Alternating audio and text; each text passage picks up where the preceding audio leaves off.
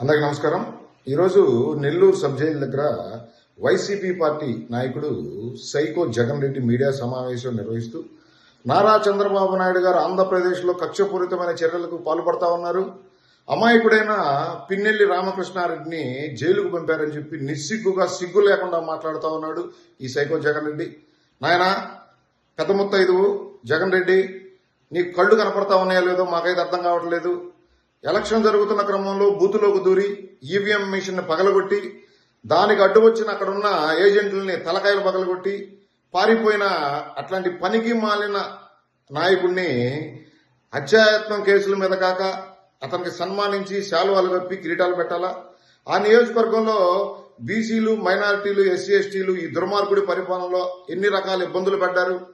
రోడ్ల మీద గొంతు కోసిన దిక్కులేని ఆ నియోజకవర్గం అక్కడ పరిపాలించిన ఈ దుర్మార్గుడిని జైలుకు పంపితే నువ్వు మీడియా ముందుకు వచ్చి కథలు చెబుతా ఉన్నావు. ఆంధ్రప్రదేశ్ ప్రజలకి సిగ్గు శరం లేకుండా, ఆంధ్రప్రదేశ్ ప్రజలు కనీసం నీకు ప్రతిపక్ష హోదా కూడా ఇవ్వకుండా మా తరపున గొంతు ఎత్తడానికి కూడా నువ్వు పనికిరావని చెప్పి నిన్ను మూలన కూర్చోబెట్టారు.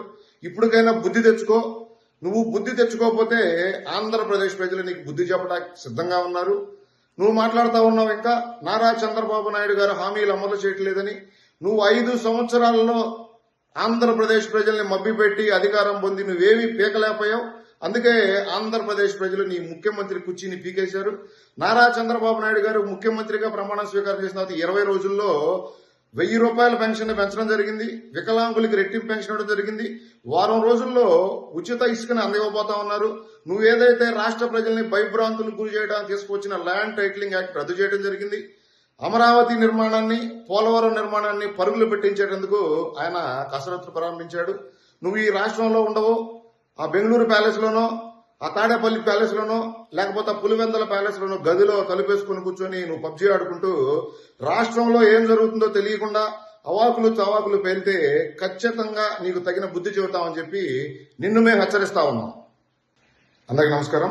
ఈరోజు నెల్లూరు సబ్ జైలు దగ్గర వైసీపీ పార్టీ నాయకుడు సైకో జగన్ రెడ్డి మీడియా సమావేశం నిర్వహిస్తూ నారా చంద్రబాబు నాయుడు గారు ఆంధ్రప్రదేశ్లో కక్షపూరితమైన చర్యలకు పాల్పడతా ఉన్నారు, అమాయకుడైన పిన్నెల్లి రామకృష్ణారెడ్డిని జైలుకు పంపారని చెప్పి నిస్సిగ్గుగా సిగ్గు లేకుండా మాట్లాడుతూ ఉన్నాడు ఈ సైకో జగన్ రెడ్డి.